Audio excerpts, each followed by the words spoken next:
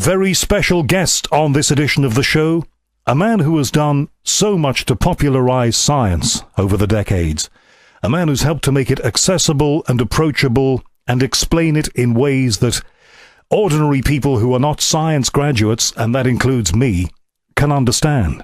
He's also a man who's not afraid to answer most questions of a scientific nature, even the ones that some scientists would consider to be quite out there.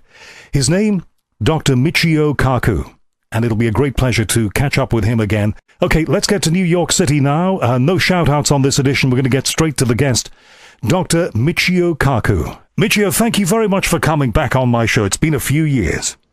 Yes, too long, in fact. Yes, I remember we did a conversation, I think about 11 years ago, maybe 12 years ago on the original radio show. And as ever, when you come on shows like this, there's always a lot of feedback and you get many questions from people. Sometimes you don't have time to fit them all in. I want to skate across a lot of topics this time, if it's okay with you. Fine. Fire away. All right, Michio. First of all, just before I do that, can I ask you how you define yourself? Because when I recorded the intro to this show, I called you a popularizer of science, but I didn't think that was a great term. How would you describe yourself? Well, twofold. First, I'm a professor of theoretical physics. My goal in life is to help complete Einstein's dream of a theory of everything. But I'm also a futurist. And using physics, I like to predict what science and society will look like 10, 20, 100 years into the future. Right. And as you know, and as I know, and as everybody knows, so much of that appearance of society and so much of the way that we conduct our lives in future is being shaped now, and it's being shaped by science. That's correct. Okay, one of the big topics we talked about last time, because it was the biggest thing in scientific news back in the first decade of the 2000s, was quantum physics. We had a long talk about quantum physics, and we were both very energized and excited by it. It was said to be the next big thing, with discoveries around it coming all the time. Where are we at with quantum physics? Well, last time we talked about the dream of being able to find new particles like the Higgs boson, which would give us insight into the Big Bang. We hope that one day we'd be able to detect gravity waves predicted in 1916 by Albert Einstein. We thought we would be able to use our technology to explore new worlds in outer space, and all of the above have happened. The Super Collider in Geneva, Switzerland, found the Higgs boson, which is one of the missing links to understanding the theory of everything. We have found gravity waves from colliding black holes in outer space. Think about that. And also we have found evidence of about 4,000 planets circling other star systems. These are incredible discoveries that were predicted 10 years ago when we last talked about it. Okay, in the news in the last week or so on the BBC and other outlets was a new particle detected at the Large Hadron Collider. What does that mean? Where does that take us? Yes, first of all, we have a theory of almost everything. It's called the Standard Model. It's kind of ugly, but it does describe the motions of electrons and protons and pi mesons, and it predicts particles that we haven't even seen yet. It predicted the Higgs boson, and we snagged it a few years ago, and that won a Nobel Prize for two physicists. But there are other particles called charm particles that are being discovered, predicted by the Standard Model. However, here's the embarrassing thing. The embarrassing thing is the Standard Model makes no reference to gravity. Now, of course, we have gravity. If you don't believe me, just go outside and fall down. Of course, there's gravity. But it's one of the biggest embarrassments of quantum physics that with all the particles that we've been able to find, all the particles that fit the zoo of particles predicted by the Standard Model, gravity is missing. And that's what I do for a living. What I do for a living is work on something called string theory, which unites gravity with the Standard Model. Now, we do not yet have a test of string theory yet. That would require a machine even bigger than the Large Hadron Collider in Geneva, Switzerland. But we're hoping that the ILC will one day be created, perhaps in Japan, which would give us evidence that there really is a theory of everything, which is something that was predicted by Einstein. Stephen Hawking has talked about it, and there's even a movie about it called The Theory of Everything. Why is it important, Michio, that we have a theory of everything? Well, ever since we looked up in the sky and wondered, where did it all come from? All religions, all philosophers have questioned the idea that where did it all come from? Well, we think it came from a big bang, but why did it bang? What banged? What set off the bang? We don't know. We just know that there was a bang. And if you assume that, it fits the data precisely. The Big Bang Theory gives us a coherent theory of what happened after the instant of creation. But why was there creation at all? That's a mystery. And that's where string theory comes in. Because string theory says that our universe is a bubble of some sort. It's expanding, like in the Big Bang Theory, but there are other bubble universes out there. Bubble universes floating in 11-dimensional hyperspace. Now, this sounds like science fiction, but yes, the leading physicists in the world today think that there are other universes in a multiverse of universes. And our universe is just one bubble in a bubble bath of universes called the multiverse. It boggles the mind, but that's where physics is going right now. And one of the people pushing this idea is Stephen Hawking. The difficulty with that is, and you're going to know a lot about this in the United States, aren't you, Michio, is that the more we get into this and the more that we learn and the more that we are able to hypothesize, the greater the distance appears between you and religion, because religion doesn't see it that way. And I guess what you have just said will be anathema to them. I don't think so. You see, Galileo once said that the purpose of science is to determine how the heavens go. The purpose of religion is to determine how to go to heaven. So in other words, religion is concerned with ethics, how to be a good person, how to go to heaven, how to be kind to other people and obey the dictates of your religious books. But science is about natural law. As long as we keep these two distinctions separate, I think there's no problem at all. The problem occurs when scientists involved in scientific law, natural law, pontificate about ethics, or when ethicists and religious people pontificate about natural law. That's when we get into trouble. But when you come up with a theory of everything that tells us how we got here, that comes very much into conflict, doesn't it? No, it doesn't. You see, Einstein himself was asked this question, is there a conflict? And he said no. First of all, he said there really are two kinds of gods. One God is the personal God that smites the Philistines, that walks on water. He didn't believe there was a personal God that gave you bicycles over Christmas and fulfilled all your wishes and destroyed all your enemies. He didn't believe in that personal God, but he did believe in God. He believed in the God of order, harmony, beauty, simplicity, elegance, that the universe is so gorgeous, it could not have been an accident. And so Einstein was very clear that, yes, he didn't believe in a personal God that grants you your wishes for Christmas, but he did believe in the God of beauty. And string theory is the most beautiful theory we have ever proposed in the history of science. In hyperspace, in a higher dimension, all the laws of nature come tumbling down into a single coherent theory. That is gorgeous. And Einstein didn't think it was an accident. So how did we get here, do you think? Well, we think that there are bubble universes out there, and they sometimes collide, or they sometimes bud into two smaller universes. And that's the Big Bang. So the next time you take a bubble bath, take two bubbles and join them together, and sometimes they form a bigger bubble. Or tweak a bubble and it fissions into two smaller bubbles. And that's what we think happened before creation itself. You know, some people say that if you want to make a physicist blush, ask him to discuss God and what happened before the Big Bang. Well, now we actually have a theory of what happened before creation itself, and that universes are being created all the time. This is called inflationary theory, which is, of course, complementary to string theory. And inflationary theory says that there are Big Bangs happening all the time. Somewhere in this universe of ours, another bang has just started. Another universe has been created, and Genesis is starting in that universe. This fits all the cosmological data points. It's a lovely thought, but if you wind it all the way back to the beginning, where did the first bubble come from? Well, what is embarrassing is when people ask the question, well, this is all very nice and good, but where did the theory come from? Where did this hyperspatial theory come from? And we don't know.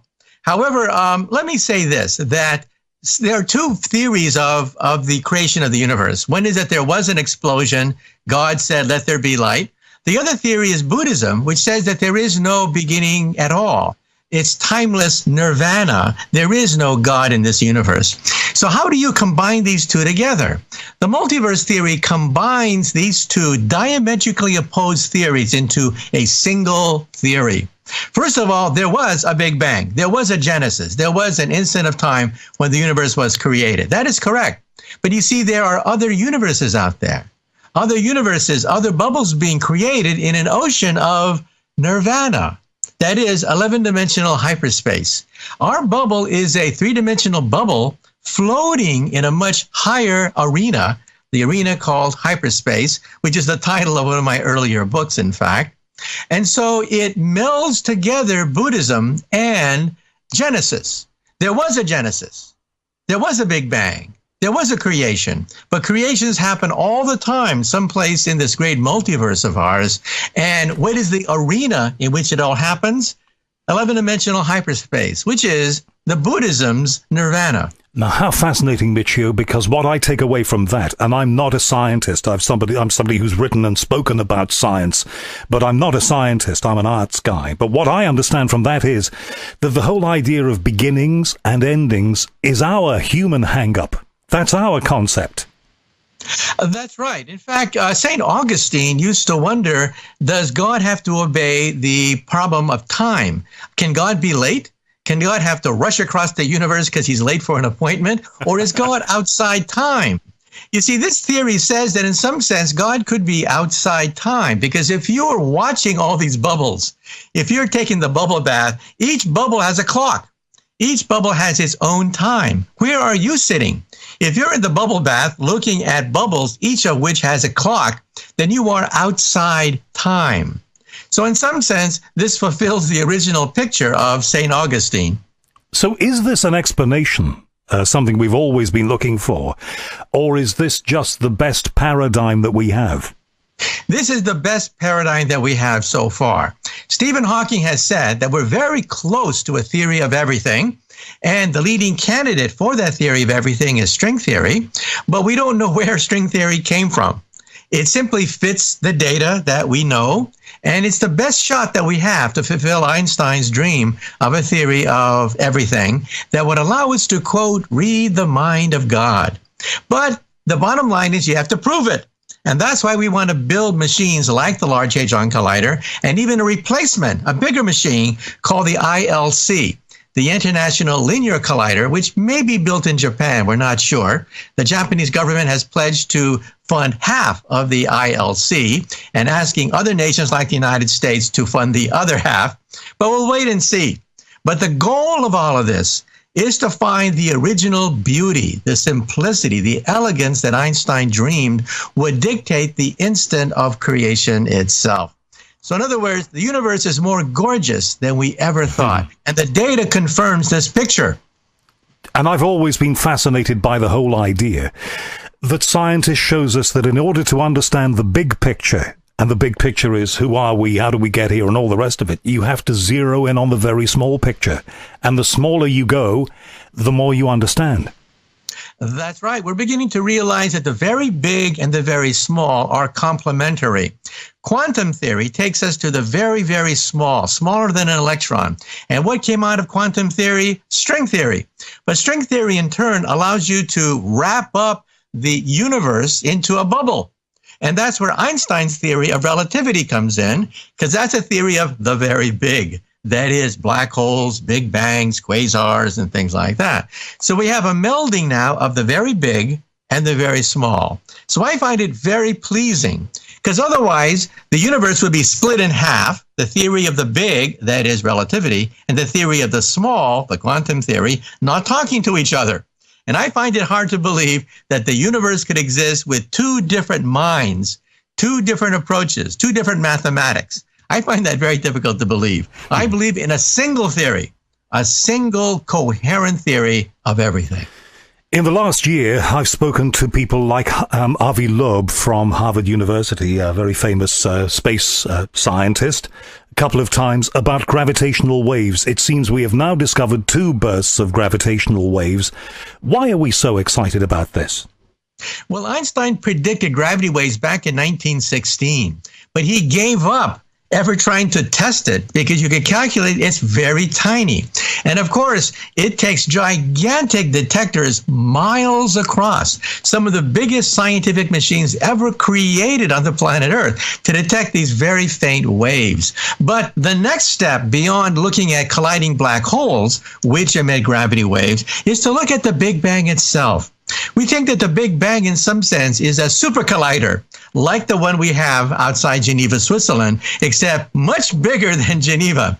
It is the universe itself. And so the radiation of the Big Bang, believe it or not, is still circulating around the universe.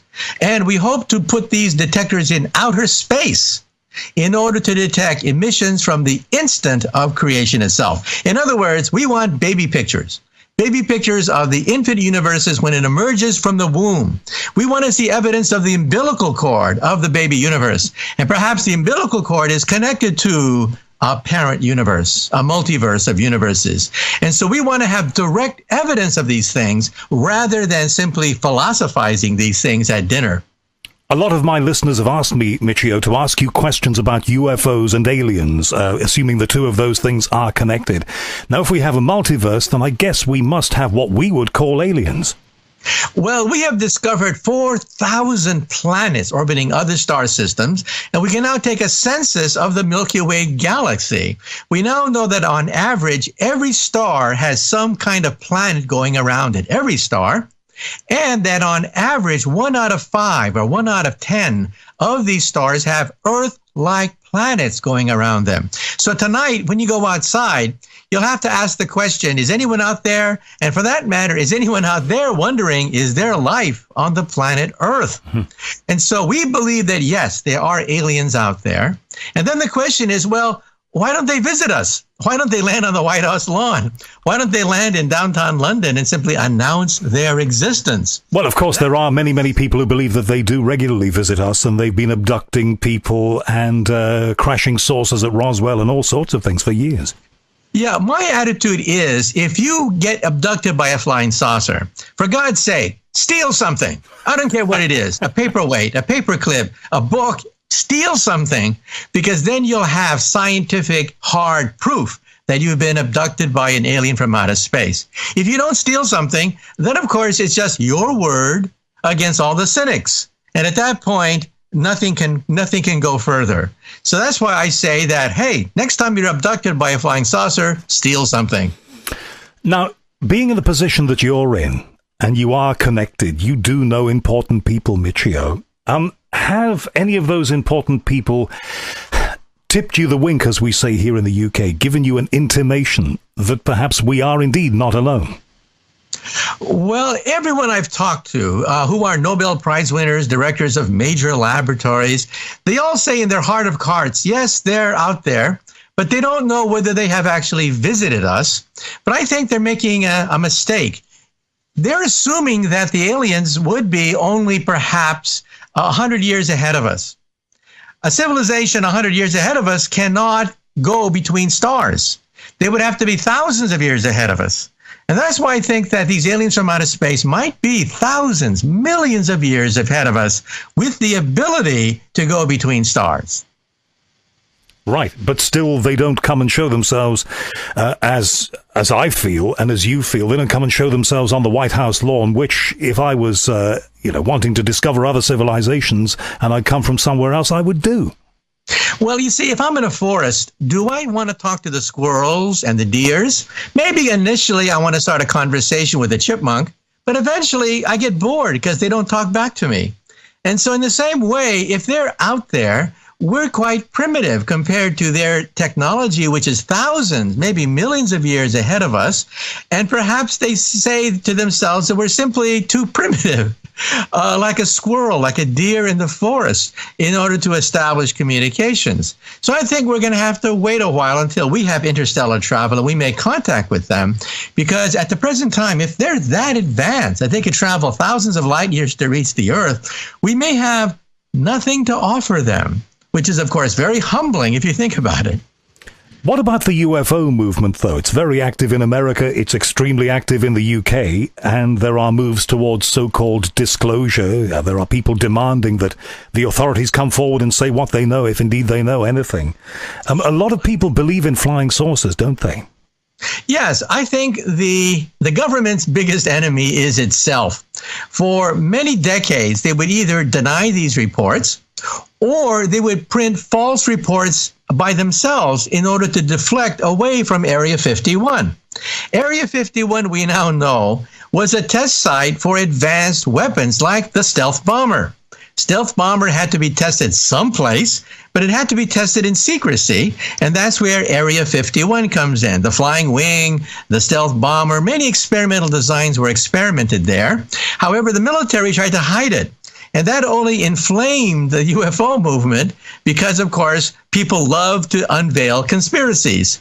And so I think that in some sense, the government was its own worst enemy, either denying everything where it was obvious there was an Area 51, you could see it on Google Maps, for God's sake, or planting false stories of UFOs in order to deflect attention away from Area 51. So I think that the military there was, in some sense, its own worst enemy. What about traveling to Mars? Now, very recently I had a long conversation with a man you may have met called Bas Lansdorp in Holland, who is the boss of Mars One. This is the company that is planning to raise $6 billion to put people on the surface of Mars and colonize the place. What do you make of that? Well, I think we have to look at the people who are really seriously putting money on the table.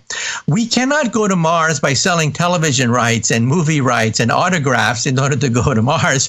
We need to have hard dollars and pounds from people and governments that are willing to do it.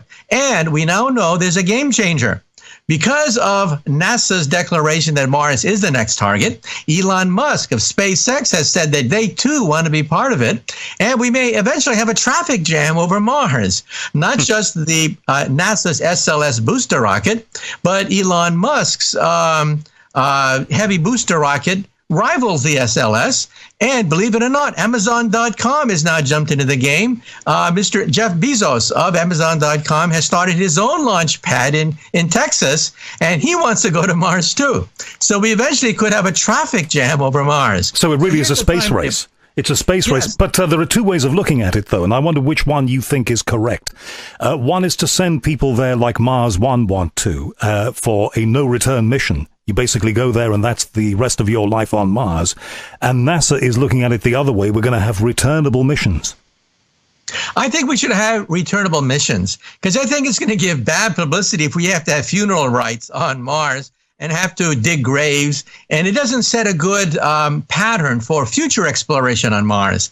And so I think we have to do it the way that is being talked about it in aviation magazines by the people who are the real movers and shakers, the people who are putting down the money on the table. These are serious people. And that means NASA, SpaceX of Elon Musk, and also Blue Origins of Jeff Bezos. These are three very serious players, and yeah, they want to go to Mars. And the Chinese are not too far behind. In 2025, the Chinese want to plant a Chinese flag on the moon, and they too have stated that maybe sometime in the 2030s, who knows exactly when, they may send Chinese astronauts to Mars. So these are serious players now, and it's now created, I think, a new golden age. A golden age not of hype and public relations and ad campaigns, but a real golden age in terms of booster rockets, in terms of real capsules that are being funded and tested in the laboratories. That's the game changer. So again, NASA, SpaceX, and Blue Origins, three organizations are now setting their sights onto Mars, and they're putting real money on the table, not simply ad campaigns. Is it healthy? Is it good? Is it right that so many nations then and companies are vying to get to Mars? If you create a space race like that, sometimes corners get cut, and that's not a good idea. That's true. That's what we have to do it safely and with lots of testing. And of course, Mars is not a friendly place to go to. There's something called the Mars jinx. And the Mars jinx is that about 2/3 of all the robotic probes that we send to Mars never make it. The Russians have had an awful record of sending probes to Mars. JPL and NASA has had a better record, but there's still that Mars jinx. And Elon Musk himself has stated that one day he wants to be buried on Mars, but not because he was killed during reentry. And so we want to make sure that we have redundant safety systems to protect our astronauts against radiation, against micrometeorites, against the problems of weightlessness. We have to make sure that we test our facilities so we make it safe as possible. Because if we have astronauts who die on Mars, that's really bad publicity. And that would be a setback, I think, for the space program. To begin the colonization of Mars, you have to make Mars inviting. You have to make Mars a place where eventually tourists will eventually go to. And that's why we have to start off on a good foot. We have to make sure that our astronauts come back safely. Stephen Hawking has suggested that we need to be looking for other places to exist because we're making such a mess of this one. And I guess Mars might be one of those places. Do you agree with him? I agree with him in the long term, in the sense that on the planet Earth, 99.9% of all life forms eventually go extinct. Extinction is the norm. If you dig right under your feet and look at all the fossils, you don't recognize any of those fossils. All of them, almost 100%, have gone extinct. So that is the rule of Mother Nature. Extinction. That's the norm. Now, the dinosaurs never had a space program. That's why they're not here today. They're not here today precisely because the dinosaurs never became intelligent, never had a space program, but we do.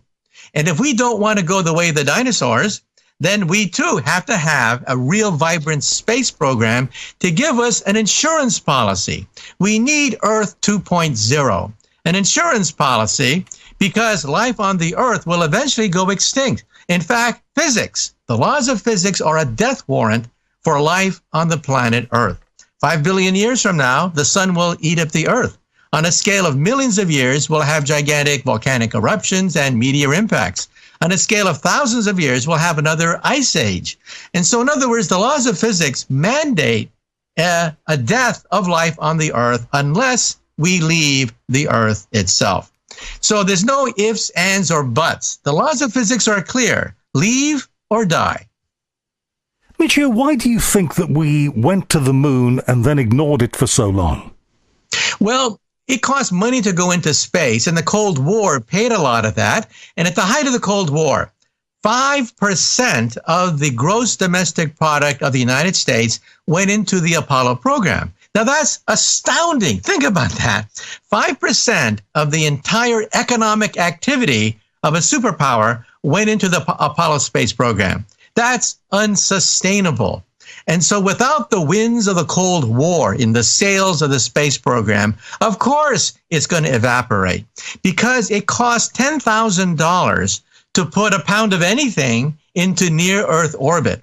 That's your weight in gold. Think of your body made out of solid gold. That's what it costs just to put you in a little orbit around the planet Earth. To put you on the moon would cost about $100,000 per pound of payload. To put you on Mars costs about $1 million a pound, and that means your weight in diamonds. So think of your body made out of solid diamonds. That's what it costs to put you on Mars. So the lesson here is we have to reduce the cost of space travel. That's why we went to the moon and never went back after 45 years. It simply costs too much. Now, with Elon Musk and reusable rockets, with new materials, new technology, the price of space travel is going down. That's why I think we're entering a new golden age for space exploration after 45 years of spinning wheels around the planet Earth called the Space Shuttle. What do you say to those people? And I get emails from them all the time, who, some of them claim that we never went to the moon, but a lot of them say we could never actually go into space. We can't travel in space beyond the immediate environs of this planet because, for example, of the radiation out there. They say that space travel is a lie. Well, it is radioactive in outer space. Let's be very clear about this. And our astronauts have usually just orbited the Earth and never went beyond the protective coating of our atmosphere, except during the Apollo space program. Radiation levels could be up to 200 times the daily radiation levels here on the planet Earth. That means we need shielding. And that means that our astronauts may have to live in lava tubes once they go to Mars. Lava tubes can be very large, up to 1,000 feet across, and they're leftovers from ancient lava flows of ancient volcanoes. They would be excellent Mars bases because they're ready-made, and they would protect you against cosmic rays. Also, on the voyage to Mars, it would take about 7 to 9 months going to Mars. We have to have more shielding. Water, for example, is an excellent shield. And so already now we're beginning to think of putting our astronauts in a tank of some sort or in a spacesuit with lots of water to protect them from cosmic rays. But yes, it is a problem. However, these astronauts have signed the release forms. They know there are dangers going to Mars, and they are voluntarily taking those risks. And those people who say that we never went to the moon, it was all done in a movie studio in Pasadena or somewhere, are they simply deluded? Well, I get a lot of emails from people that cannot understand the march of science. They think aliens must have given us transistors and the internet because all of a sudden, boom, we had the internet almost like magic. And of course, it must have been aliens who gave it to us. And going to the moon, I mean, come on, give me a break, right?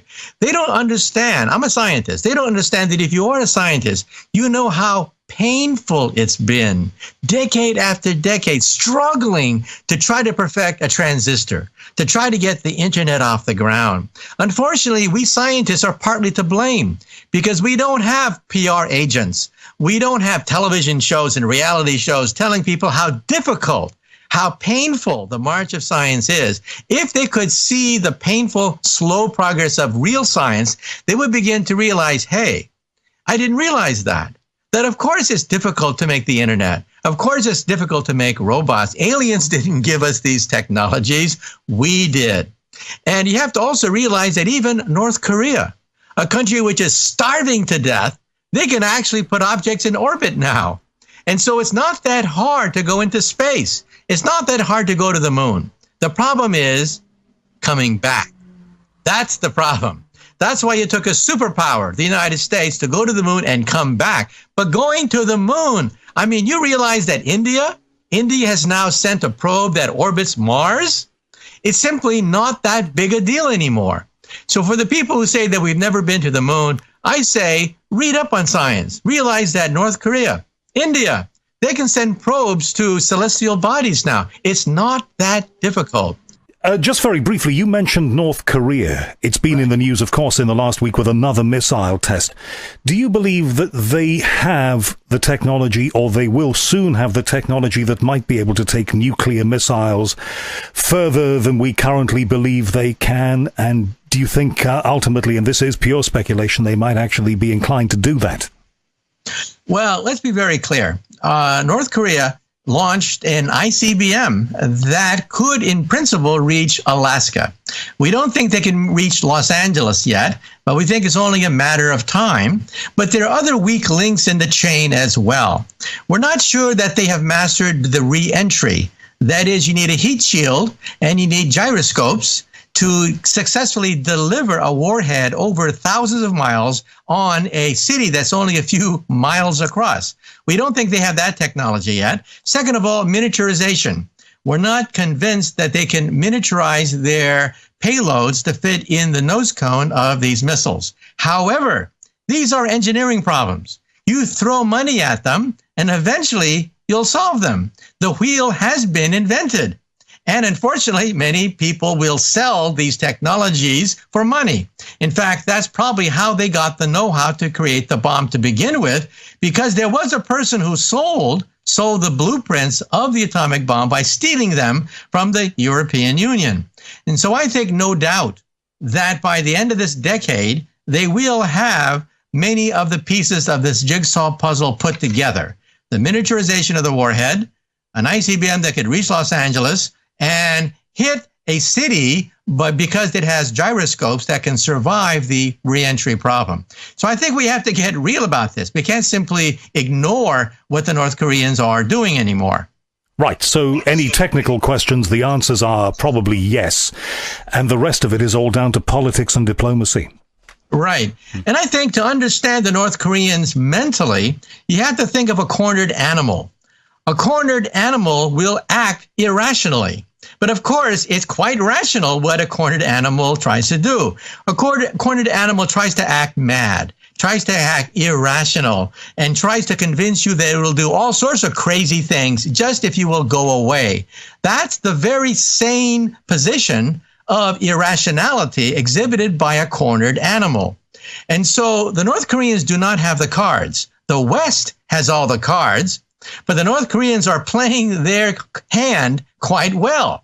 And that's why it's a poker game, but a poker game played by people who are not stupid. They're not crazy. They're mad. They're just a cornered animal. And that's why it's potentially unstable and dangerous, precisely because they're paranoid. Right, well, that's a situation to watch, and I know it's not science, but it's definitely humanity. Let's talk about the future. You say that you are a futurist, and certainly in our last conversation we talked about the future.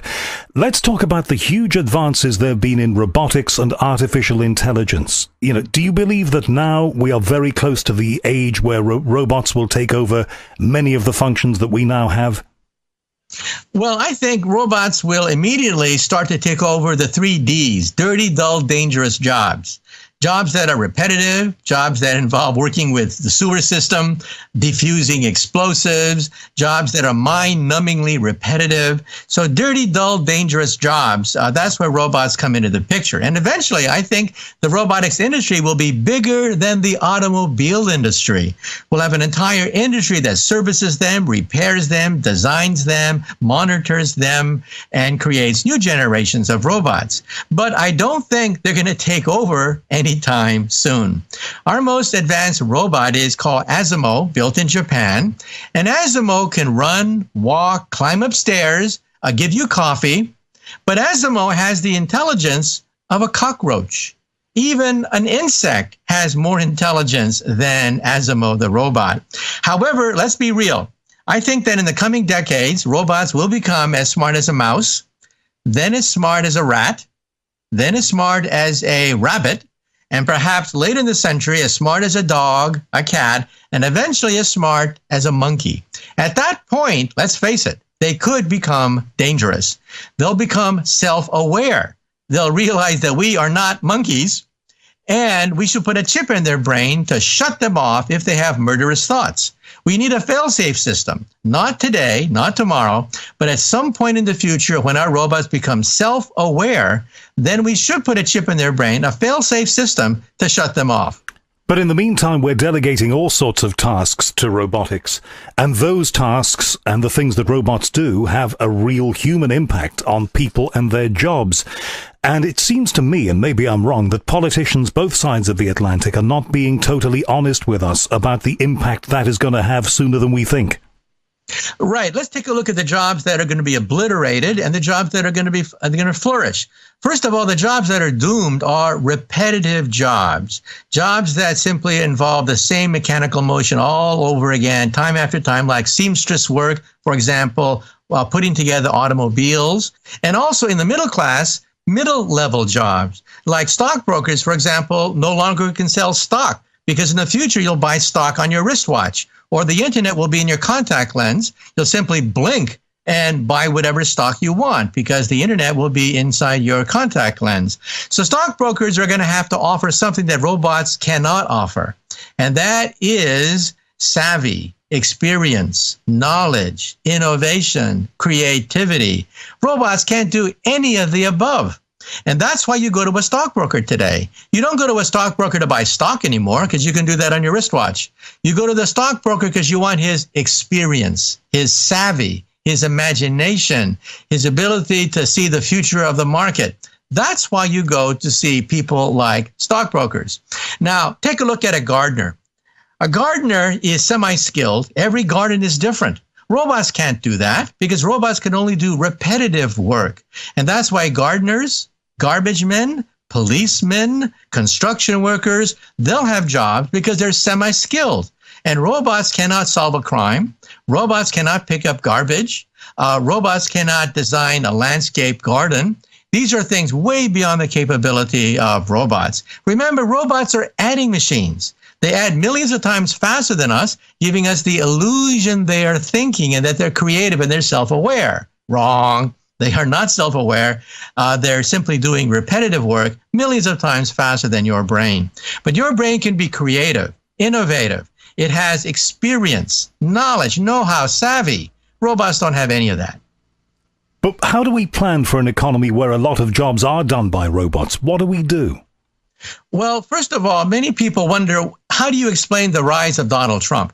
It's actually technology, because technology is globalizing and automating certain kinds of jobs. And therefore, we have to educate.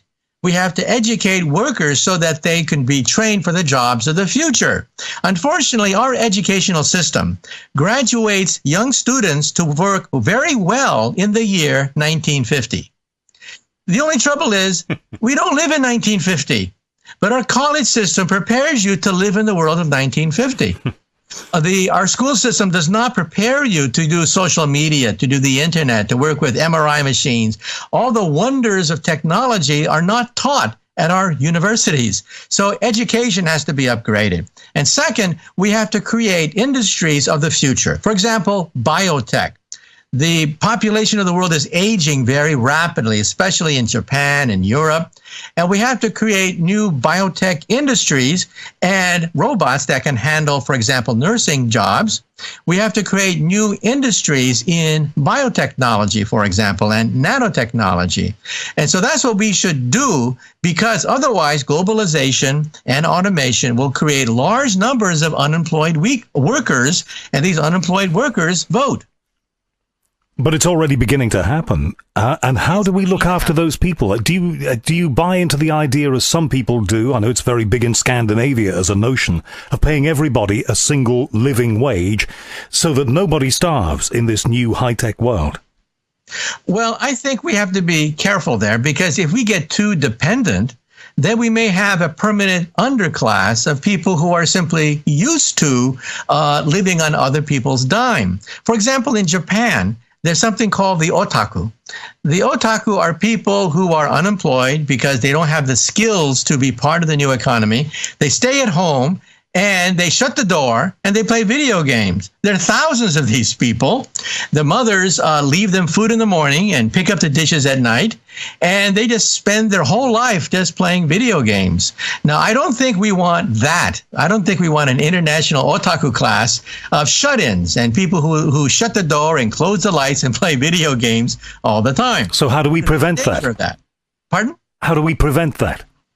By educating them, by getting them scholarships or whatever to put them back in college so they can be retrained to use the internet. They'll be fluent in biotechnology and nanotechnology, the jobs of the future rather than jobs of the past. And then governments should subsidize entrepreneurs, lower their tax rate, for example, so they can create jobs involving nanotechnology and robotics and biotechnology.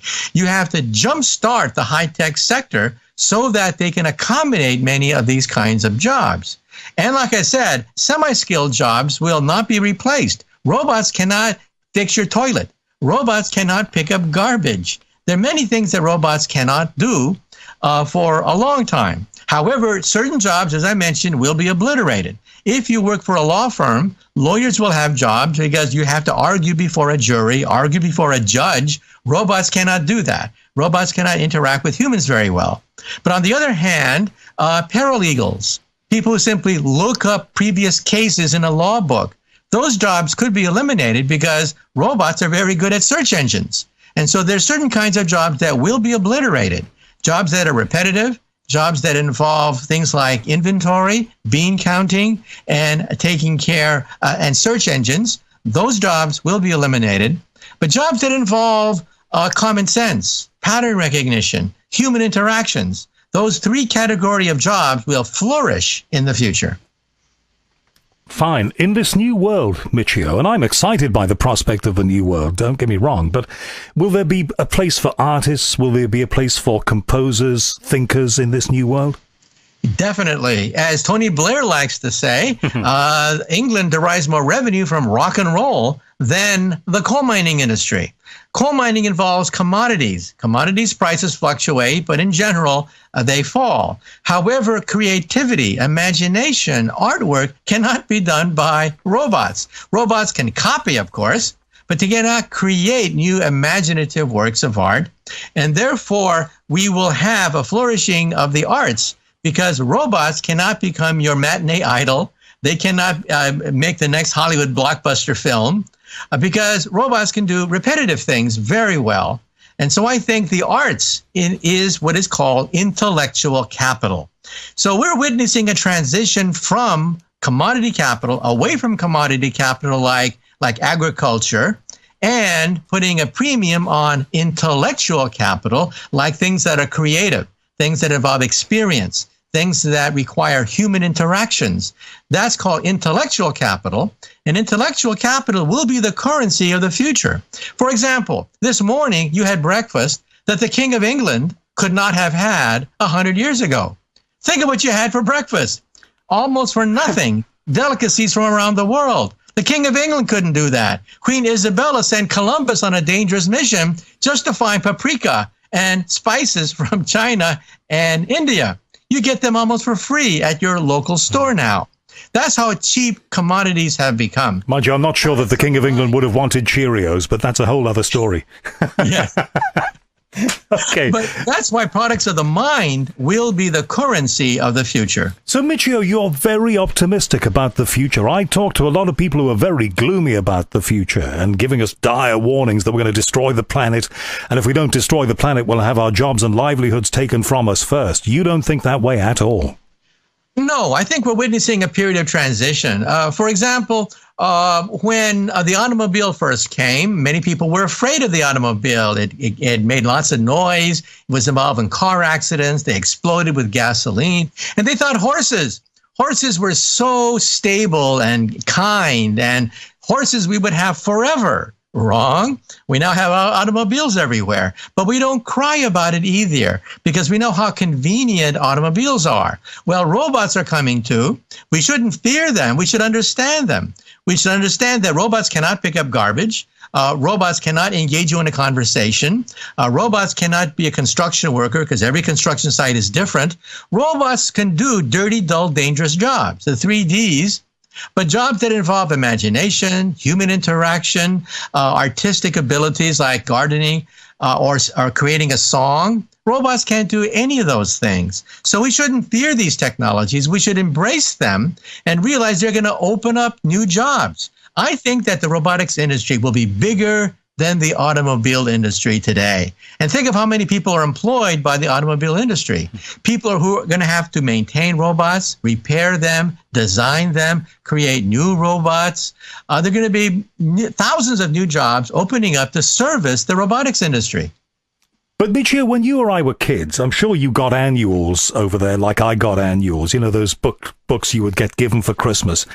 And some of the annuals that I got would tell wonderful tales of how not only would we be going to all the planets and we'd be traveling through space by the time we got to 2017, but also we live in a world where we wouldn't have to work too much, where there would be a great deal of leisure, where, you know, we would have time to enjoy ourselves on a scale that we couldn't have imagined decades ago. A lot of that stuff simply hasn't happened. Well, yes and no. If you were to talk to our grandparents in the year, let's say 1900, and you were to say to them that their grandkids would have airplanes that can take them right across continents, internet could send images around the world in a fraction of a second, that we would have bombs that could destroy entire cities, our grandparents would say that that's nonsense, that that's the work of sorcery. Wizards, only wizards can create something that can create magic mirrors that would give us instantaneous knowledge for free. Well, we are that generation of wizards now. But if you take a look at our descendants, our grandkids in the year 2100, how will we view our descendants of the year 2100? We would think of them as Greek gods. Venus, for example, was immortal and had a perfect body. Apollo was a sun god, infinite energy from the sun. Zeus could mentally make wishes come true. We will have that when we access the human brain and connect the brain to computers. Pegasus was a horse with wings that we can, in the future, design genetically and create zoos of imaginary animals. And so we would think that our descendants would have the power of Greek gods. However, at any given time, you have the chaos of transition. And that means that, yes, certain jobs will be obliterated. We don't have blacksmiths anymore. We don't have wagon makers anymore. But we don't cry about that either, because new jobs are opened up. So I think instead of complaining about the gradual loss of jobs, we should be focused on the jobs of the future, the jobs of things that robots cannot perform, the jobs that involve intellectual capital rather than commodity capital.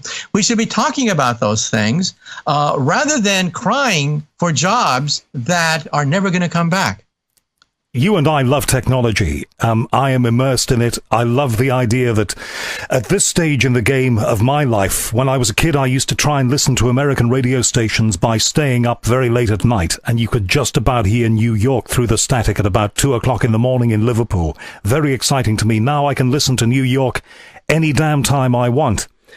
It is an amazing world that we're in now, but the problem is so many people are so enmeshed and immersed in technology that they can't see the wood for the trees, Michio, that they are so connected that they don't know what it is to relax. They don't know what it is to walk in the forest. They're not interested in looking at the scenery. They're more interested in looking at the screen. Is that a problem, and should we be addressing it if it is? Well, yes, mothers and parents come up to me and they say that their kids are addicted to the internet and their iPhones, and what should we do about it? First of all, we have to realize that a new social etiquette is being created. When the telephone was introduced in the last century, many people denounced the telephone. They called it a work of Satan, in fact, because instead of talking to people, you'll talk to this disembodied voice in the ether, and we're not going to have person-to-person discussions so much. Well, the critics were right. We do spend too much time on the telephone. We do talk to this disembodied voice in the ether, and we love it. And so I tell parents, first of all, relax. Second, a new social etiquette is being created. If you're a teenager and you're not on the internet, you don't exist. You're not even on the radar screen. You have to be there because a new social etiquette is being created, just like for the telephone. We have a new social etiquette. How many days before you call back somebody? How do you end phone calls? How do you initiate phone calls? A new etiquette was created 100 years ago, and a new etiquette is being created now. However, the bottom line is kids have to be socially integrated. They have to learn social skills. And the computer will be part of their arsenal of social skills that teenagers will have to master. But that means direct peer-to-peer contact, because peers have to understand how to deal with people of their own age. But that's an issue, isn't it? If your mother is watching the Kardashians and constantly on her email, where are you getting taught those things? Well, I think that the iPhone has an off button, and we don't use it often enough. And at some point, we should exercise our index finger to hit the off button and put the iPhone aside and engage in social skills. Because, of course, in the future, you're going to have internet skills. We're going to have to be fluent in all the lingo of the internet. But second of all, we're also going to have to know how to talk to people, how to make a conversation, how to flatter people, how to ingratiate yourself, how to draw lines of demarcation. All the social etiquette of interaction face-to-face will have to be learned. So I tell parents, A, relax. B, yes, you can allow your kids a certain number of hours to be on the internet and have social skills on the internet. But C, most important, they have to know social skills, basic social skills of being a teenager. Right. Boy, well, that's a big task for somebody. How are we going to do that? We're going to do that through governments? Are we going to legislate about that? How do we make that happen? Well, unfortunately, a lot of parents are confused because we're the first generation, we're the internet generation, in fact, to have to deal with all these new forms of social etiquette and things like that. So we're the pioneers, we're the guinea pigs. But I think at this point, a little common sense is required because, of course, one of the ways to get ahead is not just IQ, but EQ, emotional maturity. And of course, emotional maturity means being able to interact socially with people of your own age group and your own background. And so I think we're just going to have to play it by ear. There are no manuals about how to use the internet. Kids are going to have to learn by themselves, but parents are going to have to take an interest in it. And they're going to have to make sure that their kids are fluent online and offline. In some sense, teenagers have to be bilingual. They have to know the lingo of the internet, and they'll have to know the lingo of how to get a date, how to talk to people, how to talk to your teacher, the kinds of things that you're going to have to pick up on your own. So I think you're saying that because we are pioneers, the bloom is going to go off this rose a bit. We won't be quite so transfixed by it all in the future, and everything will balance out in the next generation. That's right. Our children will say, "What? You didn't know how to use the internet? What's wrong with you?" Just like we would tell our parents, "What? You didn't understand the television? You didn't understand typewriters?" So every generation is going to be fluent in the technology of that era. So we're the guinea pigs. We're the internet generation, getting used to iPhones, getting used to social media, getting used to a whole new language. But our kids are going to say, "What? You're a dinosaur. You don't know how to navigate the internet. You don't know how to use social media. What's wrong with you? How could you grow up not knowing these things?" And so I think that every generation will absorb these technologies, and they'll be considered ordinary in the future. They'll be considered the norm. That's very heartening, and I'm sure that's, in my heart, I feel that's the way things will go because that is the way of history. Just a question about the internet. Michio, sure. to end this. And thank you very much for giving me this time. You are a fascinating man to talk with. The internet is a great empowerer. My first computer, I got it 20 years ago. It cost me more than a month's salary. I spent a year paying for it. It had a clunky 28 dial-up connection that went whenever I wanted to dial up and connect. But it brought the world to me. Now, of course, I have super fast broadband, but the internet has problems. There are bad guys out there who want to try and steal from us, who want to try and attack corporations and governments, use it as a tool of warfare. And there are people now who are speculating that the internet itself may ultimately become unviable for those reasons. What do you think? Well, I think the internet itself exaggerates and amplifies human behavior. So we cannot blame the internet for accelerating and amplifying human behavior. And let's face it, a certain fraction of Homo sapiens are criminals. As a consequence, the internet did not create criminals. It simply amplifies and enhances what is existing in human nature. By the way, since we're winding up, let me also say that the future of the internet, I think, is something that I call BrainNet. We can now record memories for the first time in history in mice and also apes. We're going to do it with Alzheimer's patients so that they can upload simple memories rather than wandering around the streets not knowing who they are, where they live. And in the future, the internet will be able to upload memories as well. And so the internet, I think, will become BrainNet. We'll be able to have emotions, feelings, memories uploaded on the internet. And that's going to change everything. For example, the movies. Entertainment is nothing but a flat screen with sound. That's it. That hasn't changed for almost 100 years. A flat screen and sound. However, in the future, you'll have emotions, feelings, and that's going to replace the movies. We'll really have feelies instead of movies. And teenagers, of course, will love it. Teenagers have to put those funny, squiggly signs at the end of every sentence to convey their emotion. But in the future, teenagers will upload memories of their senior prom, their first kiss, their first date on the internet. So teenagers will go crazy once they can start to put memories and feelings on the internet. Doesn't that mean that the dividing line, Michio, sorry to interrupt, the dividing line between what is real and what is not is going to get blurred? That's right. And remember, we can do this now in animals, in mice, and also in apes. We've been successful in recording a memory and uploading it. This was done in North Carolina and also in Los Angeles. But in the future, we'll have perhaps the memory of your vacation that you never had uploaded. Of course, that is science fiction, but it's not out of the question that we'll be able to upload mathematics on the internet so that you can learn calculus without having to struggle with the final exam. Now, that, of course, is still science fiction. But it does mean that once we have BrainNet, perhaps barriers between peoples can also be overcome because you'll feel the pain, the real pain of people that have been really injured. Right now, we can barely empathize with people from other countries if they have grievances, but you'll be able to feel what they feel. And so I think that it could reduce barriers between peoples once we have a BrainNet, which takes feelings and emotions and puts them on the internet, not just for entertainment, but also for understanding between nations. And instead of throwing people in prison for crime, I guess you could upload to the perpetrator of a crime the consequences of that crime. Yeah, and parents, instead of lecturing their kids about drunk driving and taking drugs, could be able to upload the memory of a traffic accident and what happens when people get killed and died because people drank so much.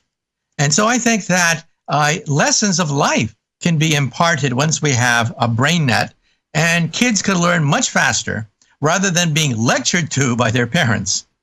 I read, and very finally, Michio, I read recently, and you may have read this article too, there is some research being done, I think it might be somewhere in Scandinavia, I'm not sure, but wherever it's being done, that suggests that some people who die, and it's not all of them, it's about 1/10, I think, but there is brain activity that's been monitored 10 minutes after what we would have called death.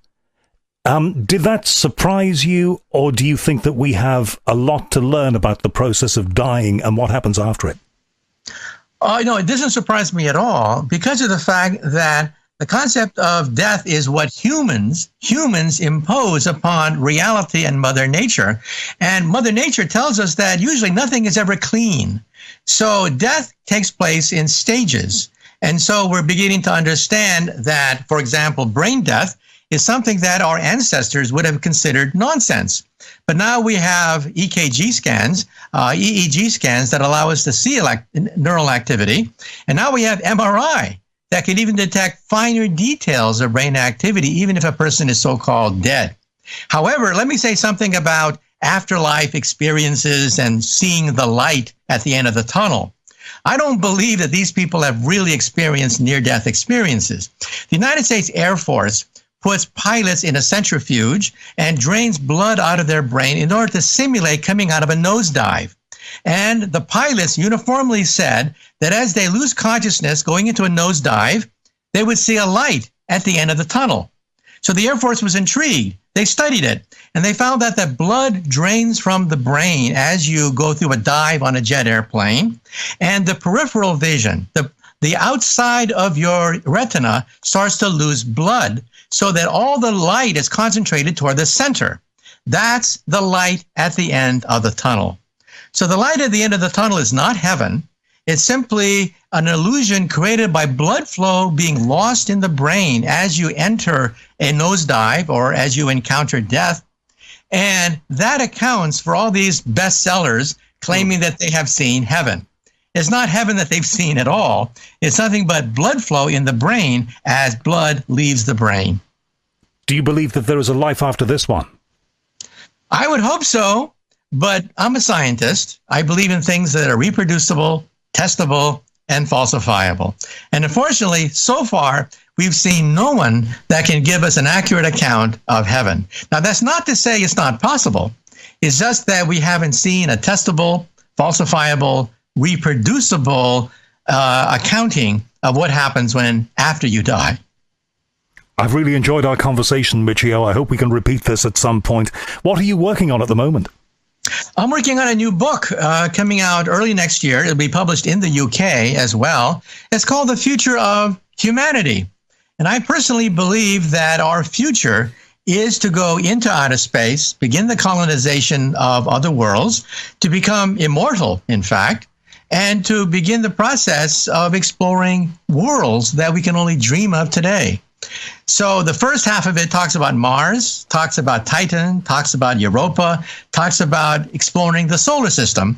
But the second half goes even beyond that and talks about aliens from outer space, talks about what happens when we go to the stars. I can't wait to see it, and I hope you will speak to me when the book is out, Michio, and thank you for giving me this time. I've thoroughly enjoyed it. If people want to know more about you, there may be some people in the UK who, this is the first time perhaps they've heard you. Is there a place where they can go? Do you have a website? Yes, it's mkaku, mkaku.org. Also, I have a Facebook site. We have 3 million fans on Facebook. Wow. We have 500,000 fans on Twitter.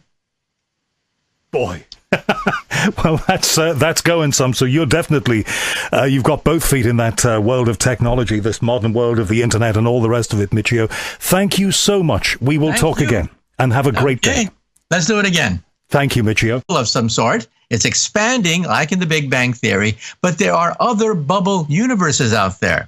Bubble universes floating in 11-dimensional hyperspace. Now, this sounds like science fiction, but yes, the leading physicists in the world today think that there are other universes in a multiverse of universes. And our universe is just one bubble in a bubble bath of universes called the multiverse. It boggles the mind, but that's where physics is going right now. And one of the people pushing this idea is Stephen Hawking. The difficulty with that is, and you're going to know a lot about this in the United States, aren't you, Michio, is that the more we get into this and the more that we learn and the more that we are able to hypothesize, the greater the distance appears between you and religion, because religion doesn't see it that way. And I guess what you have just said will be anathema to them. I don't think so. You see, Galileo once said that the purpose of science is to determine how the heavens go. The purpose of religion is to determine how to go to heaven. So in other words, religion is concerned with ethics, how to be a good person, how to go to heaven, how to be kind to other people and obey the dictates of your religious books. But science is about natural law. As long as we keep...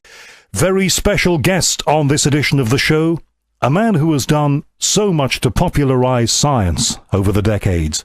A man who's helped to make it accessible and approachable and explain it in ways that ordinary people who are not science graduates, and that includes me, can understand. He's also a man who's not afraid to answer most questions of a scientific nature, even the ones that some scientists would consider to be quite out there. His name, Dr. Michio Kaku. And it'll be a great pleasure to catch up with him again. Okay, let's get to New York City now. No shout-outs on this edition. We're going to get straight to the guest, Dr. Michio Kaku. Michio, thank you very much for coming back on my show. It's been a few years. Yes, too long, in fact. Yes, I remember we did a conversation, I think about 11 years ago, maybe 12 years ago on the original radio show. And as ever, when you come on shows like this, there's always a lot of feedback and you get many questions from people. Sometimes you don't have time to fit them all in. I want to skate across a lot of topics this time, if it's okay with you. Fine. Fire away. All right, Michio. First of all, just before I do that, can I ask you how you define yourself? Because when I recorded the intro to this show, I called you a popularizer of science, but I didn't think that was a great term. How would you describe yourself? Well, twofold. First, I'm a particles that fit the zoo of particles predicted by the Standard Model. Gravity is missing. And that's what I do for a living. What I do for a living is work on something called string theory, which unites gravity with the Standard Model.